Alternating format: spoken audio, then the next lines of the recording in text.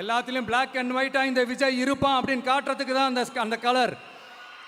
அடுத்து அந்த பிளாக் கூட யாரை குறிக்கும் எதை குறிக்கும்ன்றது நான் சொல்லி தான் தெரியணும்னு அவசியம் இல்லை, அது உங்களுக்கே நல்லா தெரியும். எல்லாத்துக்கும் இப்படி வழக்கம் சொல்லிக்கிட்டு நசன் பேசுகிற டைப்பும் நம்ம கிடையாது. உங்களுக்கே தெரியும், அதிகபட்சமாக எல்லா மீட்டிங்களும் 20 நிமிஷம்குள்ளே தான் நான் பேசியிருக்கிறேன்.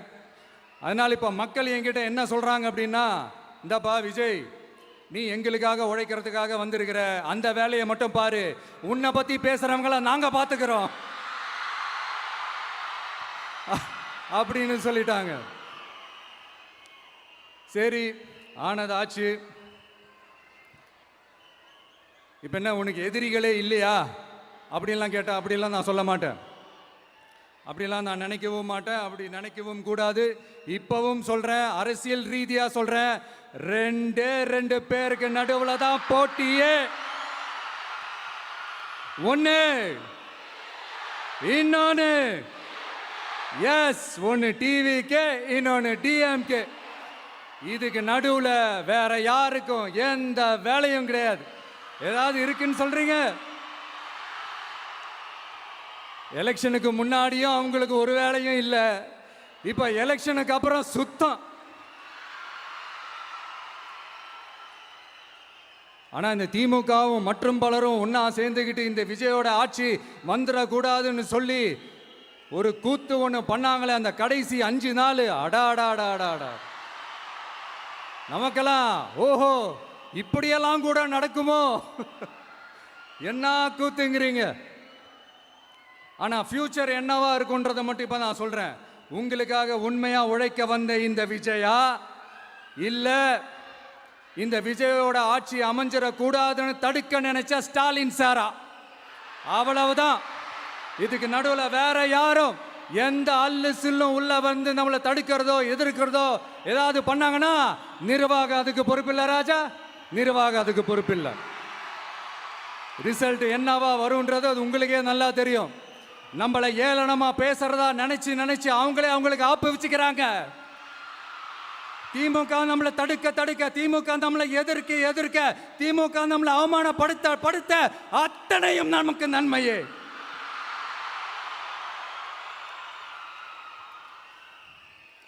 ஒன்று கவனிச்சிங்களா மக்களே, நம்ம ஆட்சிக்கு வந்ததுக்கு அப்புறம் ஒரு விஷயம் ஒன்று நடந்துகிட்டு இருக்கு. இது இந்த ஜென்சி தலைமுறையை அட்ராக்ட் பண்றதுக்காக இங்கிலீஷ் தமிழ் கலந்த அறிக்கை, அது சொல்ல வந்த நினைச்சிங்களா? அந்த காமெடி எல்லாம் கிடையாது. அடுத்து இந்த ரியாலிட்டியை மறந்துட்டு இந்த ரீல்ஸ் போடுறது, அது சொல்ல வந்தீங்களா? அந்த காமெடியும் கிடையாது. இது சீரியஸாக ஒரு விஷயம் நடந்துகிட்டு இருக்கு. முன்னெல்லாம் சட்டசபையில் யார் பேசுனா நமக்கு என்ன, யார் அடிச்சுக்கிட்டா நமக்கு என்னன்னு இருந்த கூட்டம்லாம் இப்போ சட்டசபையில் என்ன ரொம்ப உன்னிப்பாக கவனிக்கிறாங்க. கவனிச்சிங்களா? திமுக ஸ்டைல்லையே சொல்லணும்னா ரீல்ஸ் போட்ட கூட்டம்லாம் இப்போ நியூஸ் பார்த்துக்கிட்டு இருக்கிறாங்க. அதில் நமக்கு சந்தோஷம் தான், பெருமை தான். நம்மளுடைய யங்ஸ்டர்ஸ், நம்ம பெண்கள் எல்லாம் அந்த அரசியல் என்னன்னு தெரிஞ்சுக்கணும், அந்த அரசியல் என்னன்னு புரிஞ்சுக்கணும்னு அப்படி ஒரு விழிப்புணர்வு ஏற்பட்டிருக்கு. அதில் எங்களுக்கு சந்தோஷம் தான். இதெல்லாம் யாரால நடந்திருக்கின்றது நான் சொல்லி தான் உங்களுக்கு தெரியணும்னு அவசியம் இல்லை, அது உங்களுக்கே நல்லா தெரியும். இப்படிப்பட்ட நம்ம தெய்வங்களை, இப்படிப்பட்ட நம்ம மக்களை தற்குறின்றது இன்னமும் சொல்லிக்கிட்டு இருக்கிறாங்க. நான் காஞ்சிபுரத்தில் சொன்னதை தான் இங்கே நான் திரும்பவும் ரிப்பீட் பண்ணுறேன். நீங்கள் தற்குறின்னு சொன்னீங்களே, அவங்க தான் உங்களோட அரசியல் வாழ்க்கையே ஒரு கேள்விக்குறி ஆக்கியிருக்கிறாங்க. கேள்விக்குறி ஆக்கிட்டாங்க, இன்னமும் ஆக்க போறாங்க. அன்னைக்கு நான் சொன்னப்போ சிரிச்சவங்களாம் இன்னைக்கு என்ன பண்ண போறாங்களோ. உண்மையை சொன்னாதான் அந்த கூட்டத்துக்கு கசக்குமே. உண்மையிலே நீங்க மக்கள் மனசை புரிஞ்சு வச்சிருந்தீங்கன்னா நீங்க இப்படி மக்களை தப்பாவே பேசியிருக்க மாட்டீங்க. அது என்ன, அப்புறம் அரசியல் புரிதல் இல்லாம மக்கள் நமக்கு ஓட்டு போட்டுட்டாங்களாம். இந்த கவர்ச்சியில மயங்கி மக்கள் நமக்கு ஓட்டு போட்டுட்டாங்களா? நான் என்ன, சரி விடுங்க.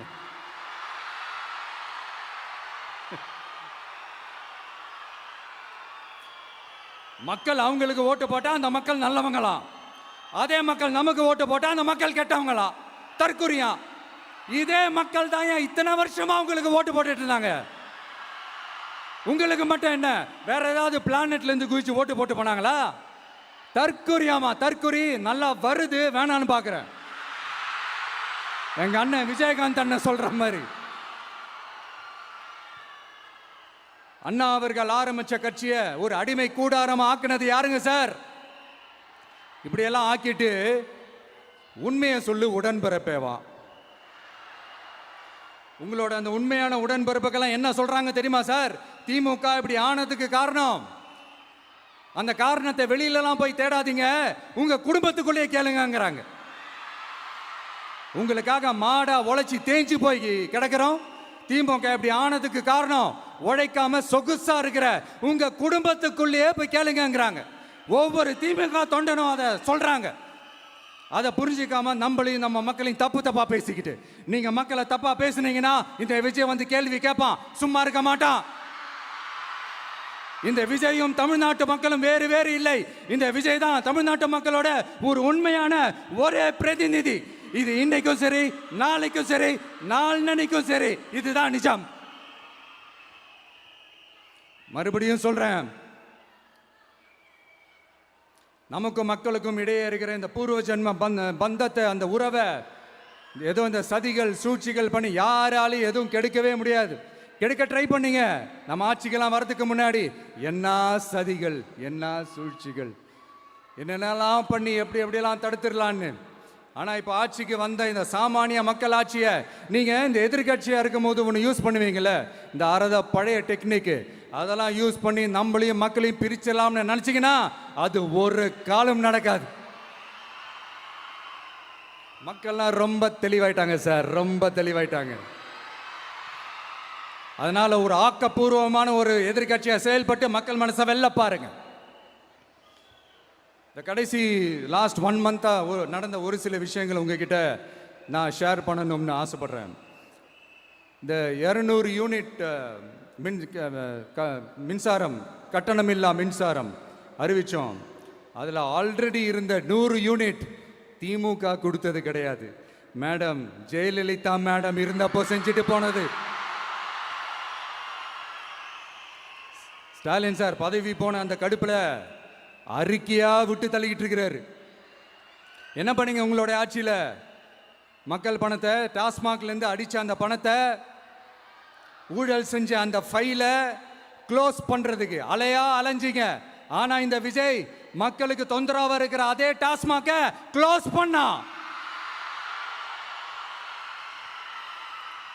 விவசாயிகளோட அந்த கடனை தள்ளுபடி மேக்சிமம் இந்த 1 மந்த்ல என்ன செய்ய முடியுமோ அதை செஞ்சான். நீங்க தான் அந்த நிதி சம்பந்தமா இருக்கிற எல்லா கேட்டையும் லாக் பண்ணி வச்சுட்டு போயிருக்கிறீங்க. அதை சரி செய்ய வேணாமா? அதை ஒழுங்குபடுத்த வேணாமா? அதனால மறுபடியும் சொல்றேன், இந்த விஜய் பொய் சொல்லி ஏமாத்துறதுக்காகலாம் அரசியலுக்கு வரல.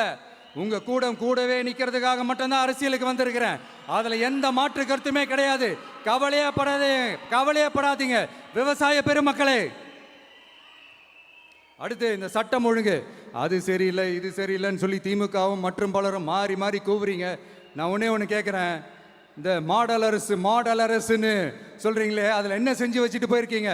ஒரு ஊர் விடாம, ஒரு தெரு விடாம போதைப் பொருள் கலாச்சாரம் அப்படியே ஸ்ப்ரெட் ஆகி கொட்டி கிடக்குது. அது அப்பவே இனிஷியல் ஸ்டேஜ், அதை நீங்க கண்ட்ரோல் பண்ணியிருந்தீங்கன்னா இத்தனை பெண்களை இழக்க வேண்டிய ஒரு சூழ்நிலை ஏற்பட்டிருக்குமா? எல்லாத்தையும் பண்ணிட்டு பழியை தூக்கி ஏன் மேல போடுறாங்க? நீங்க என்ன பழி நம்ம மேல போட்டாலும் மக்கள் நிம்மதியா வாழக்கூடிய அந்த செயலை கண்டிப்பா இந்த விஜய் செஞ்சு தான் காட்டுவான். அதுக்காக தான் எஃபிஷியன்டான போலீஸ் ஆஃபீஸர்ஸ் நான் அப்பாயிண்ட் பண்ணியிருக்கிறேன். எஃபிஷியன்டான அந்த போலீஸ் ஆஃபீஸர்ஸ் டீம் நான் அப்பாயிண்ட் பண்ணியிருக்கிறேன். பெண்கள் பாதுகாப்பான அந்த சிங்க பெண் காவல் படை நெக்ஸ்ட் வீக் அதை இனாகரேட் பண்ண போறோம். தப்பு செஞ்சவங்களுக்கான தண்டனை, அதுக்கான சார்ஜ் ஷீட் எல்லாமே ரொம்ப ஃபாஸ்டா, ரொம்ப ஸ்பீடா செய்யறதுக்கான அந்த வேலையை செய்ய சொல்லி இருக்கிறோம். கோர்ட்ல கூட தப்பு செஞ்சவங்களுக்கான அந்த கடுமையான தண்டனை வாங்கி கொடுக்கறதுக்கான அந்த வேலையையும் ரொம்ப சீக்கிரமா செய்ய சொல்லி இருக்கிறோம். அதனால நீங்க என்ன பழி நம்ம மேல போட்டாலும் உண்மையா உறுதியா மக்களுக்கு தேவையான எல்லா விஷயங்களையும் இந்த விஜய் செஞ்சு தான் காட்டுவான். இப்படியெல்லாம் நம்ம சொல்றதுனால இவங்க என்ன சொல்லுவாங்க தெரியுமா?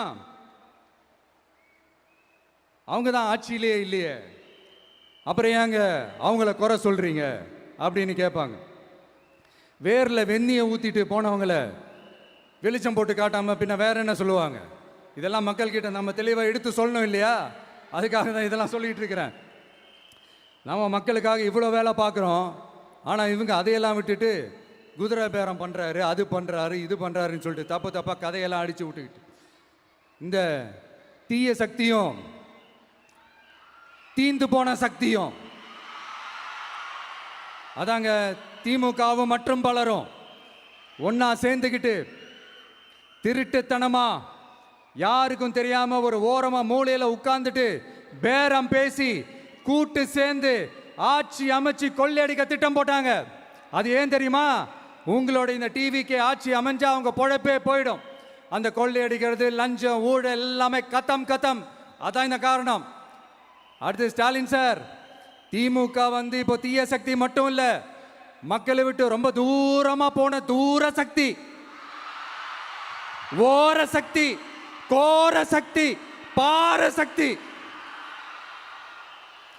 நீங்க எப்போ இந்த தீந்து போன சக்தியோட நீங்க கூட்டு சேர்ந்துக்கிட்டு ஆட்சி அமைக்கணும்னு நினைச்சீங்களோ, அப்பவே இந்த திமுக தூர்த்து போன சக்தியாகவும் ஆயிடுச்சு. நீங்களாம் நம்மளை பத்தி அவதூறு பேசலாமா சார்? இது நியாயமா? மக்களை இவ்வளவு பெரிய மக்கள் சக்தி நம்மளோடு இருக்கும் போது நமக்கு எதுக்கு வேற அரசியல்? எலெக்ஷன்ல 50-60 வருஷமா இருந்த சாதிய உடைச்சிருக்கிறோம், மதத்தை உடைச்சிருக்கிறோம், காசு கொடுத்து ஓட்டு வாங்கறத உடைச்சிருக்கிறோம். நாம எது செஞ்சாலும் கான்ஸ்டிடியூஷன்ல தான் செய்வோம். நாம சிங்கிள் மெஜாரிட்டி வாங்கி இருந்தாலும் நம்மளை நம்பி முறையா கூட்டணியில கட்சியில ஆதரிக்க வர்றவங்களை அரவணைச்சு தான் இருப்போம். நான் இப்பவும் மீண்டும் டிக்ளேர் பண்றேன், டிவிகே ஆட்சி எந்த பாகுபாடும் இல்லாம எல்லாருக்குமான ஒரு ஆட்சியா தான் இருக்கும். அதுல எந்த மாற்றமும் கிடையாது. ஸ்டாலின் சார் மாதிரி ஊசலாட்டம் இருக்கவே இருக்காது. மதச்சார்பற்ற கொள்கையில சமரசமே இல்லை. மாநில உரிமைகளை விட்டு கொடுக்கவே மாட்டோம். நதி நீர் உரிமைகளை விட்டு கொடுக்கவே மாட்டோம். சமூக நீதி, சம நீதிய, சமத்துவ நீதிய ஒரு நாளும் விட்டு கொடுக்கவே மாட்டோம். அதனால திருச்சி கிழக்கு தொகுதி மக்களே, தமிழ்நாட்டில் இருக்கிற 234 தொகுதியும் நம்ம தொகுதி தான். அதுல எந்த கட்சி ஜெயிச்சிருந்தாலும் அது நம்ம தொகுதி தான். பெரம்பூரா இருக்கட்டும், திருச்சி கிழக்கா இருக்கட்டும், எனக்கு 2 கண்கள் மாதிரி. அதுலயும் திருச்சி கிழக்கு என் செல்ல புள்ள மாதிரி. அதனால வரப்போற இடைத்தேர்தல்ல உங்க வீட்டில் இருக்கிற ஒருத்தரை, ஒருத்தரை தான் வேட்பாளரா நிக்க வைக்க போறோம். நீங்க எப்படி இந்த விஜய்க்கு ஆதரவு கொடுத்து ஓட்டு போட்டு ஜெயிக்க வச்சீங்களோ, அதே மாதிரி வரப்போற இடைத்தேர்தல்ல உங்களுடைய அந்த வேட்பாளரையும் ஜெயிக்க வைப்பீங்கன்ற அந்த ஒரு நம்பிக்கை நான் முழுமையாக தான் நம்புறேன். உங்களுக்காக உழைக்க வந்திருக்கிறேன். உங்களுக்காக எல்லா விஷயத்தையும் நான் பார்த்து செய்வேன். ஊழல் இல்லாத, லஞ்சம் இல்லாத ஒரு ஆட்சியை நான் கொடுப்பேன். I understand. ஒரே நாள் அது நடக்காததான், ஒரு மேஜிக் இல்லை. பட் ஒரு நாள் அதை நான் நடக்க வைப்பேன். எனக்கு இப்போ வேற எந்த வேலையும் இல்லை உங்களுக்காக உழைக்கிறத தவிர. என் கடன் இனி என் மக்களுக்கு பணி செய்து கிடைப்பதே. மீண்டும் என்னை ஜெயிக்க வச்ச தமிழக மக்களுக்கும் திருச்சி கிழக்கு தொகுதி மக்களுக்கும் மீண்டும் என்னுடைய நன்றியை தெரிவிச்சுக்கிட்டு கான்பிடென்டா இருங்க, நல்லதே நடக்கும், வெற்றி நிச்சயம். மீண்டும் சந்திக்கும் வரை நன்றி, வணக்கம்.